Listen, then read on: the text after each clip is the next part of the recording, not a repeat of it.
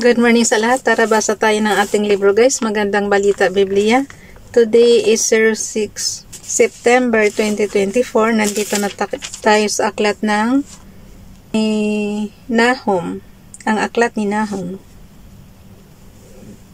So, lagi nating tandaan guys, pag umpisa ng libro, lagi nating binabasa kahit panimula, tsaka yung nilalaman para alam kaagad natin yung buod kung hanggang saan siyang chapter. So, pakisabayan ako ng basa para pare-pareho tayo dito matuto sa salita ng Diyos at history na rin ng Israel. Ang aklat ni Nahum, panimula. Ang aklat ni Nahum ay isang tula ng pagdiriwang dahil sa pagbagsak ng Ninibe at kapitolyo ng Assyria na matagal ng kaaway ng Israel. Ang pagbagsak ng Ninibe noong matatapos na ang ikapitong siglo BC ay itinuturing na katuparan ng hatol ng Diyos sa isang malupit at mapagmataas na bansa. So, understood na yon na isang tula siya ng pagdiriwang sa pagbagsak ng bansang Ninibe guys. Alam niyo, ngayon ko lang nalaman na kahapon lang natin na yung Ninibe pala is capital siyang bansa ng Assyria. Di ba? Kasi ang alam lang natin na yung niluwa diyan si Jonas na story. So at least alam natin yung yung kung anong capital ng bansang Assyria, so Ninibe siya. Ang kapitolyo ulitin ko ha, ang aklat ni Nahum ay isang tula ng pagdiriwang dahil sa pagbagsak ng Ninibe, ang kapitolyo ng Assyria, na matagal ng kaaway ng Israel. So noong araw pa pala yun talaga guys, magkaaway na yung Israel tsaka yung Assyria na yan. Ang pagbagsak ng Ninibe noong matapos na ang ikapitong siglo BC ay itinuturing na katuparan ng hatol ng Diyos sa isang malupit at mapagmataas na bansa. Nilalaman, ang hatol sa Ninibe, chapter 1, verse 1 to verse 15. Ang pagbagsak ng Ninibe, chapter 2, verse 1 to chapter 3, verse 19. So hanggang chapter 3 lang tayo. Kaya ba nating mabasa to? Isang araw lang ngayon? Basahin na kaya natin. Nahum chapter 1 verse 1. Ang aklat na ito ay naglalaman ng mga pahayag ni Yahweh patungkol sa Ninibe sa pamamagitan ni Nahum na isang taga-Elkos. Ang puot ni Yahweh sa Ninibe, verse 2. Si Yahweh ay Diyos na mapanibughuin at mapaghiganti. Si Yahweh ay naghihiganti at napupuot. Si Yahweh ay Diyos na mapanibughuin, kanyang mga kaaway, kanyang pinaparusahan. Verse 3. Si Yahweh ay hindi madaling magalit, subalit dakila ang kanyang kapangyarihan at tiyak na mananagot ang sinumang sa kanya ay kumalaban. Bagyo at ipo-ipo ang kanyang dinaraanan, ang mga ulap ay kagaya lamang ng alikabok sa kanyang mga paa. Verse 4, sa utos lamang niya ay natutuyo ang dagat, gayon din ang mga ilog na titigang ang kabukiran ng Bashan at ang bundok Carmel at nalalanta ang mga bulaklak ng Libanon. Verse 5, nayayanig sa harapan niya ang mga bundok at gumuguho ang mga burol. Ang lupa'y nayayanig sa presensya ni Yahweh at nanginginig ang daigdig. Gayon din ang lahat ng naninirahan rito. Nahum chapter 1 verse 6. Sino ang makakaligtas sa galit ni Yahweh? Sino ang makakatagal sa kanyang matinding puot? Bumubugang parang apoy ang kanyang puot, batong malalaki ay nadudurog dahil sa kanyang galit. Verse 7. Si Yahweh ay napakabuti, matibay na kanlungan sa panahon ng kaguluhan. Mga mananalig sa kanya ay kanyang inaalagaan. Verse 8. Tulad ng malaking baha, lubos niyang pupuksain ang kanyang mga kaaway at tutugusin sila hanggang mamatay. Verse 9. Ano ang binabalak ninyo laban kay Yahweh? Wawasakin niya ang kanyang mga kaaway at ang paghihiganti nila'y di na mauulit pa. Verse 10. Tulad ng mga lasinggo, sila'y malulunod sa alak, tulad ng sala sa labat na mga tinik at tuyong dayami, kayo ay matutupok sa apoy. Verse 11. Di ba sa inyo nagmula ang taong nagbalak ng masama at ng hikayat na magtaksil sa kanya? Verse 12. Sabi niya sa kanyang bansang Israel, kahit na malakas at marami ang mga taga-Assyria, mawawasak sila at maglalaho. Kahit na pinahirapan ko kayo noon, ito'y hindi ko na uulitin. Verse 13, at ngayon nga, wawakasan ko na ang pagpapahirap sa inyo ng Assyria at palalayain ko na kayo sa pagkaalipin. Verse 14, ito ang pahayag ni Yahweh tungkol sa Assyria, malilipol ang lahi ninyo, wala nang magdadala ng inyong pangalan, aalisin ko sa mga templo ng inyong mga Diyos, ang mga imahe na nililok ng kamay, ipaghahanda ko kayo ng libingan, sapagkat wala kayong karapatang mabuhay. Verse 15, Nahum chapter 1 verse 15, masdan mo dumarating na mula sa kabundukan ang tagapaghatid ng magandang balita. Nasa daan na siya upang ipahayag ang kapayapaan. Ipagdiwang ninyo mga taga-Juda ang inyong mga kapistahan at tuparin ninyo sa Diyos ang mga ipinangako ninyo sa Kanya. Hindi na kayo muling sasakupin ng masasama sapagkat lubusan na silang nawasak. Nahum chapter 2, ang pagbagsak ng Nineveh. Nahum chapter 2 verse 1, Nineveh, sinasalakay na kayo, dumating na ang kapangyarihang wawasak sa inyo. Bantayan ninyo ang mga pader at ang daan, maghanda kayo para sa labanan.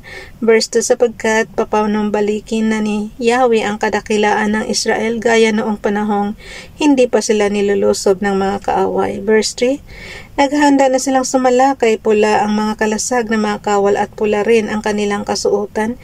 Nagliliyab na parang apoy ang kanilang mga karwahe, rumaragasa ang kanilang mga kabayong pandigma.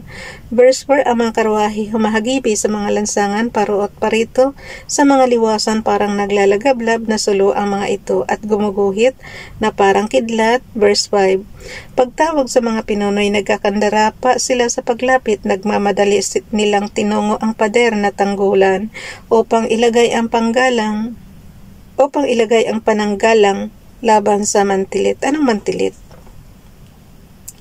Verse 6, nabuksan na ang mga pintuan sa ilog at ang mga tao sa palasyo ay nanginginig sa takot. Verse 7, ang reyna ay dinalang bihag kaya't dinadagukan ng mga lingkod ang kanilang dibdib. Sila ay nag-iiyakan gaya ng mga kalapating nananaghoy. Verse 8, tulad ng tubig sa isang lawa na wasak ang pampang, ang mga tao ay mabilis na tumatakas mula sa Nineveh. Huminto kayo ang sigaw nila, ngunit kahit isa ay wala man lang lumingon. Verse 9, samsamin ang pilak, samsamin ang ginto, ang lungsod ay puno ng kayamanan. Verse 10, wasak na ang Nineveh, iniwan na ng mga tao at ngayon mapanglaw na. Ang mga tao ay nasisindak, nanginginig ang mga tuhod, wala ng lakas at putlang-putla sa takot. Verse 11, wala na ang lungsod na parang yungib ng mga leon, ang dakong tirahan ng mga batang leon, wala na rin ang dakong pinagtataguan ng inahing leon, ang lugar kung saan ligtas ang kanyang mga anak. Verse 12, pinatay na ng leon ang kanyang biktima at nilapa ito para sa kanyang asawa at mga anak na puno ng nilapang hayop ang kanyang tirahan. Nahum chapter 2 verse 13, ako ang kalaban mo, sabi ni Yahweh na makapangyarihan sa lahat. Susunugin ko ang iyong mga karwahe at mamamatay sa digmaan ang mga kawal mo. Kukunin ko sa iyo ang lahat ng iyong sinamsam sa iba, ang tinig ng iyong mga sugo ay hindi na maririnig kailanman. Nahum chapter 3 verse 1, tiyak na ang iyong pagkawasak, lungsod ng mga sinungaling at mamamatay tao, puno ng kayamanang mananakaw at masasamsam. Verse 2, lumalagapak ang mga latigo, dumadagundong ang mga gulong, humahagibis ang mga kabayo, rumaragasa ang mga karwahe. Nahum chapter 3 verse 3, sumusugod ang mga ngabayo, kumikinang ang kanilang espada, kumikislap ang dugo ng sibat. Nakabunton ang mga bangkay, di mabilang ang mga patay, sa mga ito'y natatalisod ang mga nagdaraan. Nahum chapter 3 verse 4, ang Nineveh ay katulad ng isang mahalay na babae, mapanukso at puno ng kamandag, binighani niya ang ibang mga bansa at inalipin ang mga ito. Verse 5, sinabi ni Yahweh na makapangyarihan sa lahat, paparusahan kita Nineveh, hubaran kita nang makita ka ng ibang mga bansa, dahil dito'y mapapahiya ka. Verse 6, Tatabunan kita ng dumi at gagawing hamak, mandidiri sa iyo ang mga tao. Verse 7, lalayuan ka ng lahat ng makakakita sa iyo.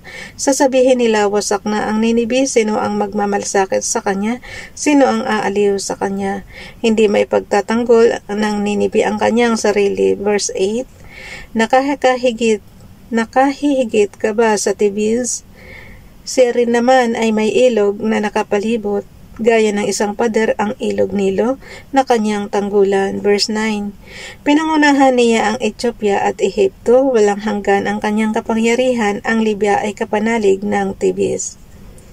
Verse 10, gayon may dinala siyang bihag ng kanyang kaaway, ipinaghampasan sa mga panulukang daan ang kanilang mga anak, ginapos ng tanikala ang magigiting nilang lalaki, at ang mga ito'y pinaghati-hatian ng mga bumihag sa kanila.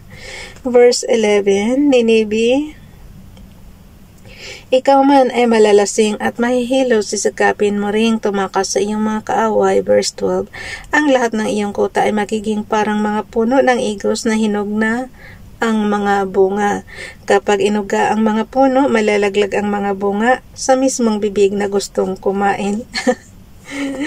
Parang story ni Juan Tamad. Nalalaglag yung bayabas sa bunganga ni Juan Tamad. Okay, verse 13, parang mga babae ang iyong mga hukbo at ang iyong bansa ay hindi kayang magtanggol laban sa kaaway. Lalamunin ng apoy ang mga panara sa iyong mga pintuan.